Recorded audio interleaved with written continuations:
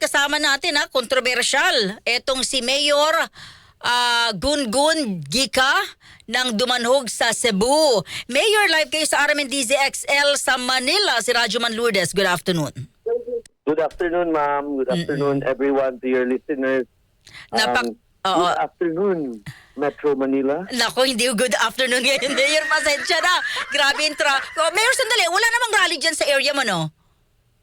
Ha? Wala namang pong rally yung nangyayari ngayon sa area mo? Rally? Oo. Kasi rito sa Metro Manila, grabing rally. Rally for what? Ito po'y about, baka hindi nakarating kay Mayor. Ito po'y about a political rally ng isang relihiyon. Wala naman pong nagsagawa ng rally dyan sa area mo nun, Mayor, no? Wala. That's Walang good. rally. Oo. Rally ng INC. Opo. Siguro yun kay Marcoleta. Opo. Dapat padala kayo ng maraming bumbero. Anuhin nyo. Para hasta yung buhok ni Marcoleta natanggal. So at least dyan, Mayor, walang naglakas loob na maggawa ng rally, no? Para maapektuhan Walang yung... rally. That's good. Actually, in Dumanog, we're very okay. In my town, we're very okay. It's only on social media na maingay. Kasi lahat ng mga tao ko sa Dumanog, they understand my policy and they followed my policy. And we implemented it last Friday. And we were supposed to start the confiscation yesterday, but I gave them time. But I found out just today that yesterday pala wala talagang bata na nagdala ng cellphone. That's good. Ang galing ho ng inyong... And then nakita, I can maybe have a video of it. Yung mga bata are playing soccer, playing volleyball, and yung isang area doon na yung mga bata naglalaro ng ML. I don't know ano yung ML. Online game. Online games. Alam ko lang, litro eh. Wala ako ML eh. Okay. Anyway, go ahead. Okay. Napakagaling ho ng inyong ginawa, Mayor. At pwede palang gawin yun, ba't hindi ginagaya ng iba? Mayor, ano ho ba yung kabuuan nito? Para malinaw lang, no? Bawal magdala ng cellphone sa eskwelahan hanggang anong level? And kapag nagdala, ano po yung punishment? Okay. You know, this policy came into my mind not just last week, because of that incident that happened, the shooting that happened in Tacloban, or the stabbing that happened in another province. It has been an ordinance, drafted ordinance, siguro 2 months ago pa, and now it's on second reading. But I think they will be able to approve the ordinance next week. No? But I just took advantage of the opportunity when pumutok yung nangyari sa eskwelahan. Kasi yung advocacy ko for school education started very recently. Very recently. Kasi I've been mayor since 2016. I was elected mayor 2016, 19, 22, and 25. This is my 4th term as an elected mayor. But I was vice mayor, acting as a mayor in 2014 and 2015. So can you just imagine how long na ako naging mayor? So na-compare ko yung mga estudyante nung first term ko 2016, and 10 years after 2026, na-compare ko. And then, na-compare ko at saka na-confirm ko sa mga school heads. Kasi, as mayor, I am the chairman of the local school board ng aming munisipyo. Okay? So, I'm always updated kung anong nangyayari sa mga bata natin. And it hit my heart talaga when I found out that our grade 10 students, grade 9 students are using yung reading ability nila pang grade 2. Pang grade 3? So, Mahina. Oo. oo. So, can you hear me? Am I- Opo. I mean, mahina sila sa reading. Yeah. Hindi lang mahina sa reading, even mathematics and all other subjects. You know why? This happened especially during pandemic. No? During pandemic, walang face-to-face classes. You know, a lot of things happened during Opo. pandemic. Do you know that? Mm-mm. Even flood control projects started during pandemic. Kaninong administrasyon yun? Anyway,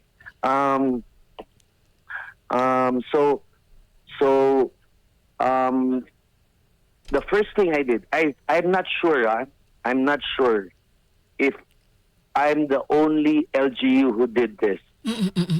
Last summer, we started with a program na lahat ng grade 1 to 12, grade 1 to grade 12 students, hindi nakasummer. Anong pinagawa ko? Pinatutor ko lahat ng bata the whole summer. The Wow. whole summer. Mhm. And then That's good. I did not use the SEF fund, Special Educational Fund. I used my fund sa mayor's office. And because of the overwhelming support of the parents and our teachers, na-encourage ako. So starting July, every Saturday will be allocated talaga for tutorial sa mga bata from grade 1 to 12. So that's a big investment for me. That's a big investment. Kasi we really have to invest para sa future ng mga bata. Tama. I don't mind anymore if wala na akong kalsada. Kahit wala na akong munisipyo. Kahit hindi na ako makabili ng shorts. Ano na lang ako, anong tawag dun sa amin? Ano yan? Bahag. Bahag. Opo, Kahit bahag. nakabahag na lang ako, walang problema. Basta yung mga bata namin, gusto ko, just like Japan. If you talk about Japan, ano ba sa Japan? Yung mga tao dun, Discipline. very respectful, discipline, malinis. When you talk about dumanhog, this will not happen sa term ko. Oh, that's And good. I want this to be institutionalized.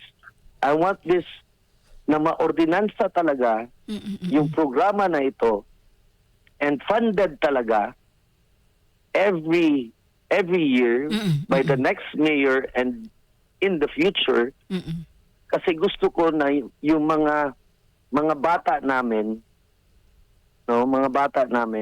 when you graduate grade 12 in Dumanhog, may identity sila. Gusto ko na yung mga bata basta galing Dumanhog, Smart.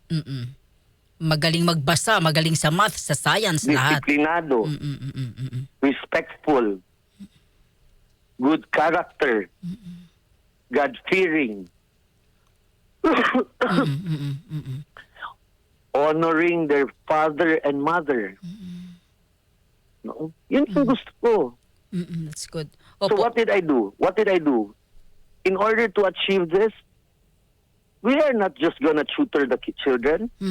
Kasi studies show 94% ng bullying, naging bully yung bata because of the parents.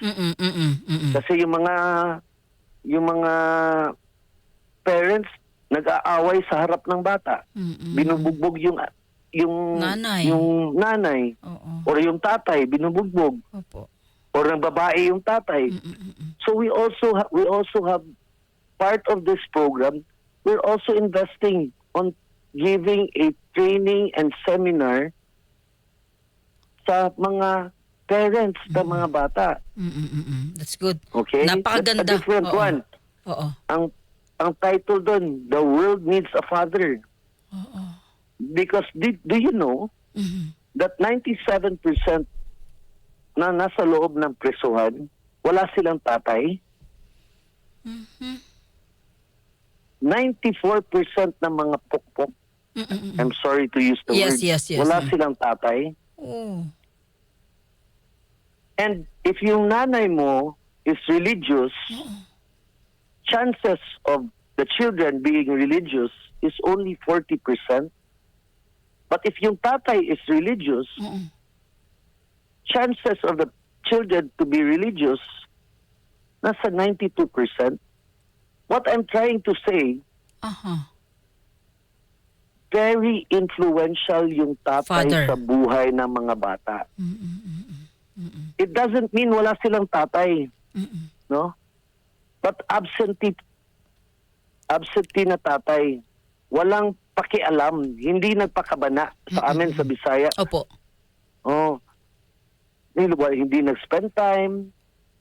Gusto ko kasi, that's why I'm banning cell phones, because I want them, when they have, I want our families to spend time with their children. Yung nanay, instead of disciplining yung bata, binilhan na lang ng cellphone para hindi na mag-ingay. Tama. No, hindi na mag-ingay. Yung nanay nagmarites na lang sa mga kapitbahay. Yung bata iniwan sa bahay, binigyan lang ng cellphone at a very young age. That's what's going on. That's the reality that's going on, not only in my municipality. Opo. Mayor, So the effects of social media, wala silang, that's why banning, I'm gonna enforce it. I don't know what DepEd's gonna do to me. I don't know what Senate's gonna do to me. I don't know what they're gonna do to me, but I'm hoping that they will understand my point of view, and it's not just the investment that we're going to do, but we really want to make a difference. No? Mayor, oo. Imagine mo, maybe it wasn't influenced by the cell phone or mga games, or anything, no? Pero maybe because siguro part of it, wala silang relationships sa mga classmates nila, schoolmates nila. That's why they were able to do that. Kasi hindi na sila nag-uusap mga bata ngayon sa Opo. eskwelahan, hindi na sila nag-uusap. Tama. Oo. Wala na silang friends. They have friends, but Facebook friends or Instagram friends. Those are not true friends. Tama. So, especially at this stage in their life, as a student, there's always time for everything. There's a time for you to play. There's a time for you to go out. But this time, when you are in school, you're supposed to prepare yourself for the real world. And hindi ganon kamadali ang totoong buhay. Mahirap. Ang hirap ng totoong buhay. That's why nga, ako, I announce it talaga. I will never, policy ko na yan, I will never suspend class. I will never cancel classes. Kasi yung pag-asa, wala yung pag-asa. Kahit Wala yung pag-asa. may bagyo, Mayor, or masamang panahon? Kung may bagyo, of course. Pero sabihin lang nila, orange, yellow, blah, blah, blah. Kahit rainbow pa yan, hindi ako mag-cancel ng class. Okay. Mayor, sandali sa Well, cellphone. if the provincial government will cancel the classes, of course we have to follow. Yeah. But ako, I'm encouraging my students. No, you go to school. You know, in the real world, once you start working, if may ulan lang, konting ulan. You cannot do that. You cannot just be absent. Anong ipakain mo sa pamilya mo? We have to teach them the hard way. The hard way is not through cell phones. You have to read the encyclopedia. You have to go to the library. You have to bring a book and read a book. The more books you read, the better you become. The more time you spend on your cell phone, on social media, the worse you become. Pero Mayor, until when? Hanggang kailan niyo po ipatutupad yung hindi pagpapadala ng cellphone sa mga eskwelahan? Forever. Ano po? Forever. Ano pong edad ang It's going sakop to be an nito? ordinance. Opo. Ha? Ano pong edad, Mayor, ang sakop na mga hindi pwede magdala ng cellphone sa eskwelahan? Anong Level, anong edad? penalty? Anong grado? Grade 1 to grade 12. Okay. Kung nagdala, ano po ang punishment, Mayor? Okay, we gave them a leeway. No? So we gave them until the whole month of July. So if may mahuli na magdala ng cellphone between now until the end of July, i-confiscate yung cellphone, and then pwede kunin kahit kailan, kunin ka agad, pero kailangan yung kukuha yung parent, nanay, tatay, or guardian. But kailangan kunin nila sa principal's office. Kasi sinabihan ko yung principal, dapat i-explain nyo kung anong ginagawa natin, anong vision, mission natin, anong gusto natin mangyari sa mga bata, and what is going on. They have to know. Yeah. Okay. Mayor, maraming salamat sa inyong oras. Ano po ang inyong mensahe sa mga kapwa niyo alkalde at sa mga kabataan regarding sa inyo pong strict cellphone ban dyan po sa Dumanog, Cebu? No. Not just the mayors. Opo. You know, of course, I hope the mayors will, Follow. I'm not gonna say follow. I might be wrong, but if you think it's worth following, then do so. Because honestly, I'm doing this from the heart. I believe this is the right thing to do. I believe that our children the students should be able to interact with each other. I think students should be in school to mingle and bond and make friends. Especially high school students, that's the best time of their lives. They will find their true friends. You cannot choose your family, but you can choose your friends. You will find your best friend in school. So, anyway, I just want to say something to DepEd. DepEd, come on. You gotta do something. Yung mga policy nyo na no one will be left behind. I think everyone was left behind during the previous secretary. Sir, So, I want to anyway. make it clear. Anong punto niyo sa DepEd? Anong pinaka hindi niyo nagustuhan? Ano yung question Yung policy nila. Yung policy nila na hindi pwede yung bata na Hindi pwede bagsak. Oo. Hindi pa qualified na from grade 3, hindi pa qualified na maging grade 4.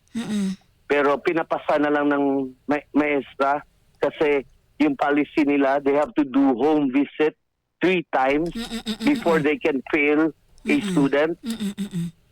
Yung policy nila, pag yung bata may 2 failing grades, they have to report to the department. Can you imagine? That's 3 hours away from Dumanog. They have to report to the department sa provincial DepEd. Okay. That's hassle. That's